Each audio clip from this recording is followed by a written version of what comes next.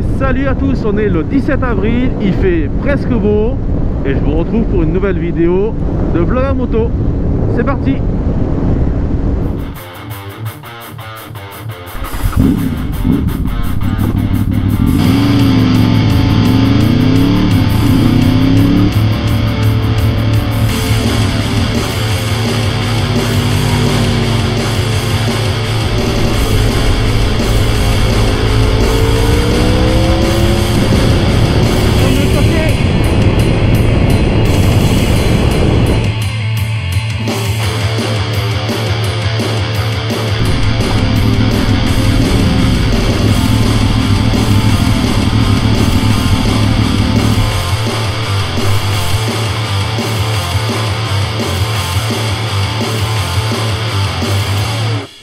Alors on se retrouve pour ce petit vlog moto. J'espère que la petite caméra qui est là va tenir le coup. La dernière fois ça a un peu merdé. J'en profite là pour vous annoncer, c'est le parcours en fait de la route qui fait de Cahors jusqu'à Rodez. Je vais pas aller tirer jusqu'à Rodez, je sors en travail la nuit. Donc c'est la route qu'on avait pris lors de la sortie avec le DSR du Lot l'année dernière. Et là cette année je pourrais pas le faire, ça tombe sur chaque fois 3 week-ends où j'ai les enfants. Donc tant pis, ce sera pour l'année prochaine, surtout que cette année c'était une nouvelle édition. Et ils avaient l'intention de le faire sur une journée pleine. Donc la date à Cahors c'était donc le 16, donc c'est passé, c'était hier pour moi. Et les prochaines dates sont en mai, je ne les ai pas en tête. Et il y en a une à Figeac et l'autre, je crois que c'est Souillac. Alors la dernière fois que j'ai fait le petit vlog, j'ai lancé l'idée de vous mettre à contribution. Il y a eu quelques petits retours positifs, pas nombreux, c'était une première. Alors je vais commencer par le premier, donc le motard Roulax, je te remercie, c'est cool d'avoir participé. Blackout, je te répondrai une prochaine fois parce que là, ça va envoyer du pâté sur celle-là et ça va être un peu long. Donc, la dernière fois, le motard Roulax m'a posé la question de ce que je pensais des énergies de demain. Alors je vais pas vous dire juste ce que je pense des énergies de demain parce que les énergies de demain en fait c'est déjà celles d'aujourd'hui. Mais on va déjà voir tout ce qui se passe, tout ce qu'on sait aujourd'hui. Alors il faut savoir qu'on a actuellement des voitures thermiques et des voitures électriques.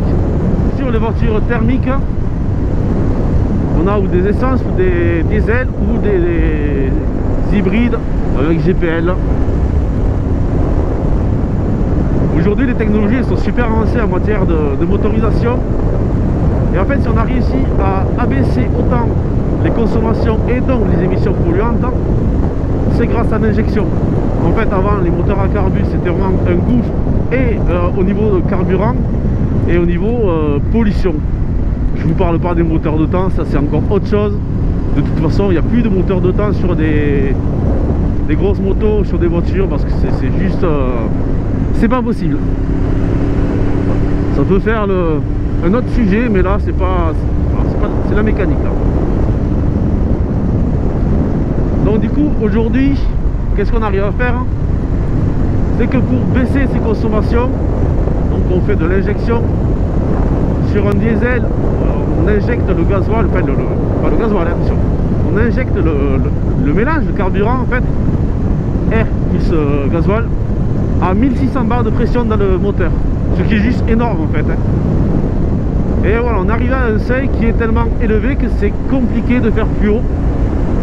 C'est pour ça qu'on peut avoir des moteurs de 110, 120 chevaux qui font du 3,5 litres au 100 en consommation mixte, avec des seuils de pollution qui sont très bas.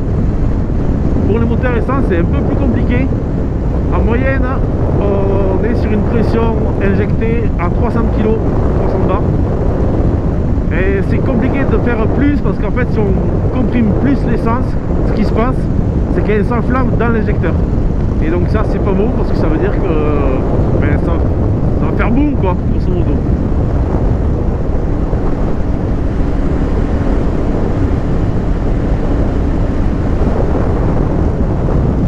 Alors une voiture thermique, hein, forcément ça consomme. Je parle des voitures parce que j'ai pas trouvé sur les motos, c'est trop compliqué. Non, parce que pour ça, il faut savoir que pour faire cette vidéo, j'ai bouffé des articles qui ont été créés par des ingénieurs qui expliquent les phénomènes, les nouvelles énergies, les taux de combustion et tout ça. J'en ai pris mais plein la tête les amis. Ah, les ingénieurs ils s'adressent vraiment à d'autres ingénieurs quoi. Quand on n'est pas de la partie c'est compliqué. Donc du coup une voiture thermique aujourd'hui, essence ou diesel, sur sa durée de vie elle va consommer environ 22 tonnes de CO2. Voilà, c'est comme ça. Il y a eu des tests. Je n'invente pas les chiffres hein. Pour un véhicule électrique, si on compte la fabrication, la destruction et le recyclage de ce que l'on sait recycler, en sachant qu'on ne sait pas recycler de or. Là j'ai pas été doux sur le passage de vitesse. On ne sait pas recycler les batteries. Ça c'est encore autre chose hein.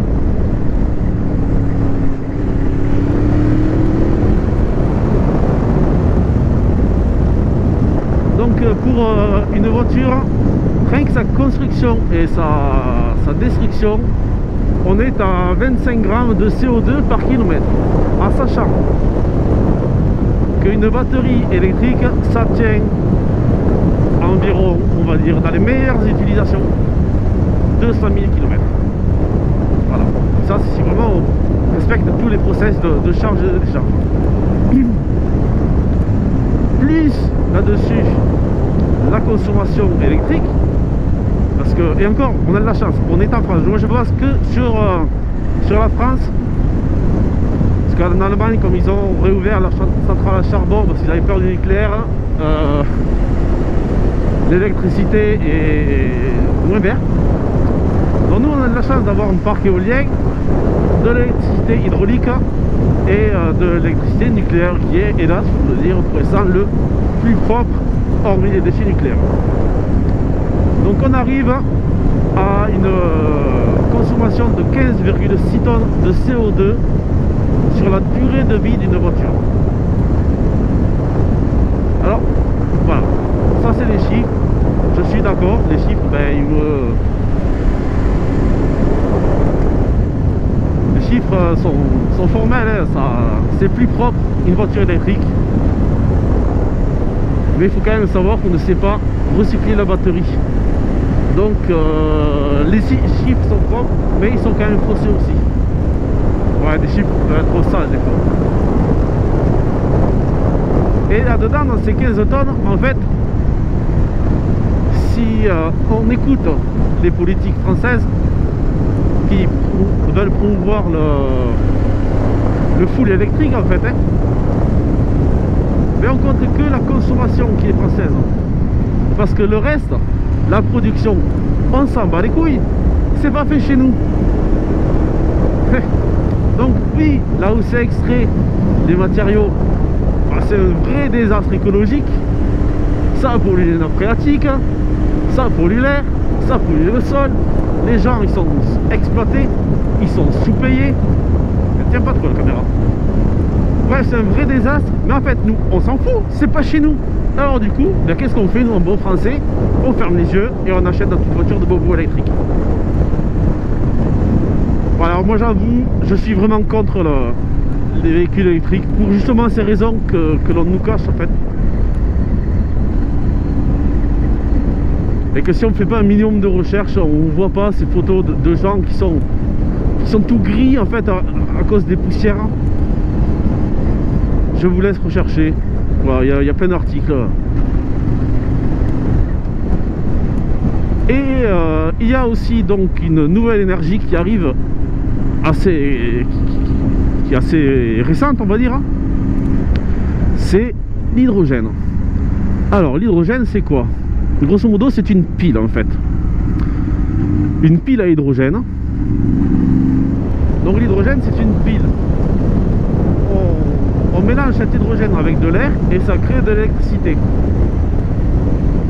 Par rapport à une voiture, enfin un véhicule électrique courant, on a une meilleure autonomie, on a plus de puissance. Le problème, c'est qu'il y a forcément un problème, c'est que pour créer cet hydrogène, en fait, 90% de l'hydrogène produit est extrêmement polluant lors de la fabrication. Et après, on a les biocarburants. Ça équipe déjà pas mal de bus de ville, qui roulent avec, alors c'est pas du bioéthanol pour les bus de ville, c'est un biogasoil. Et le bioéthanol, en fait, c'est pareil, sauf que c'est une version plus essence, en fait. Et ça, c'est produit grâce à des algues. C'est des algues qu'on met en présence avec de la lumière du soleil, de l'eau et du CO2. Et ça produit un biogaz, un biocarburant. Les algues, on en trouve partout. Alors je sais pas vous, bon, moi j'ai du bris, j'oublie mes bouchons. C'est vrai. Oh, ah, ça c'est dégueulasse. Donc je disais, les algues on les trouve partout. Le soleil, ben, il se lève tous les matins pour l'instant. Pour que ça dure. Le CO2, ben, vu tout ce qu'on produit, on n'est pas en manque de CO2. Le gros problème, parce que forcément il y a un problème, bon ça pollue un peu bien entendu, hein, puisque ça fait quand même une combustion, ça fait c'est pas un liquide pétrolier, hein, mais ça marche sur les moteurs actuels, hein. Il faut juste que le moteur soit adapté, qu'il y ait une cartographie correcte et tout ça. Donc il y a quand même un rejet d'émissions polluantes, mais on n'utilise pas de l'énergie fossile, hein. Ça c'est bien. Par contre, souvent en fait on rajoute quand même un peu d'énergie fossile dedans parce qu'on n'en produit pas assez. Et donc le problème de ça, c'est que or le fait qu'on n'en produise pas assez, ça rapporte surtout pas d'argent aux compagnies pétrolières. Et là ça coince. Et même au niveau des ventes pour l'État, c'est pas rentable parce qu'il n'y a pas assez de taxes dessus. Et c'est pas assez utilisé. Après on a d'autres biocarburants qui sont faits à partir de graines. Mais là le problème c'est que il y a des gens qui meurent de faim en fait. Voilà le petit lapin. Et on va prendre des graines pour en faire du carburant. C'est un peu quand même une aberration aussi quoi.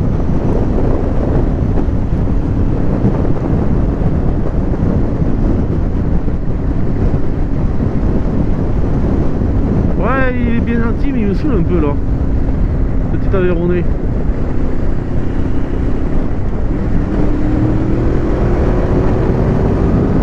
Et un coup de tornite là.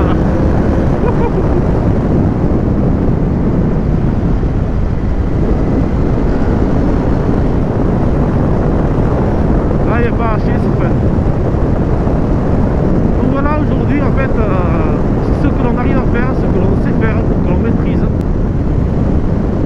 Il n'y a pas de miracle.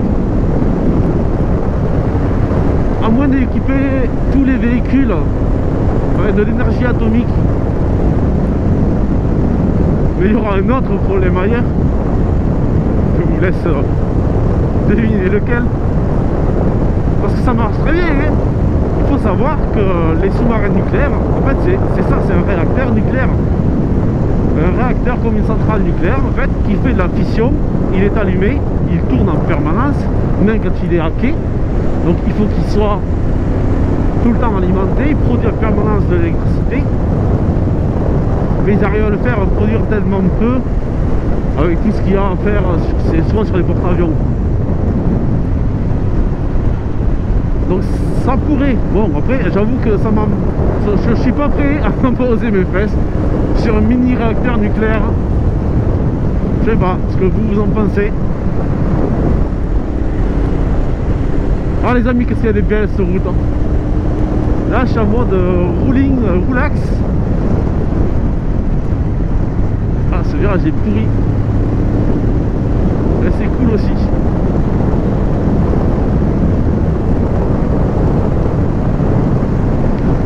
Donc voilà, je vois pas trop ce qu'on peut apporter de plus en fait. Il n'y a pas de miracle. On a décidé de vivre de plus en plus loin, d'avoir un travail de plus en plus loin, donc on est obligé, on est contraint de se déplacer. Il est impossible aujourd'hui de revenir à des modes de déplacement comme ont connu nos grands-parents ou nos arrière-grands-parents, avec un cheval, une calèche, voire même à pied. C'est juste inconcevable, quoi. Donc voilà, on est bloqué, il nous faut des véhicules qui se déplacent rapidement. Donc voilà. J'espère avoir répondu à ta question, le moutard relax. Je te remercie encore d'avoir participé, c'était super cool. Alors on arrive à Limogne, moi je vais faire demi-tour. Enfin, je vais tourner sur le côté, je vais me prendre une route bien pourrie, là, bien du Lot, là. Avec trous, bosses et virages. C'est ça qu'on aime dans le Lot. Donc j'espère que ma vidéo vous a plu. N'hésitez pas à poser d'autres questions. J'essaierai d'y répondre du mieux possible. Après là, je ferai pas une vidéo tous les mois. Je peux pas garantir ça parce que ça me demande quand même beaucoup de recherche, mine de rien. J'ai pas balancé des idées comme ça. Faut savoir que je me suis renseigné. Et puis après, ben, je continue toujours à monter d'autres vidéos à côté. Toujours d'autres projets. Puis j'ai aussi mon travail et ma vie. Donc j'ai pas forcément le temps. Donc pour me faire plaisir, n'hésitez surtout pas, mettez un superbe pouce, partagez cette vidéo, vous connaissez la chanson maintenant, abonnez-vous si ce n'est pas déjà fait. Et moi, ben, je vous dis à une prochaine fois pour un nouveau vlog moto. A bientôt les amis, vers vous.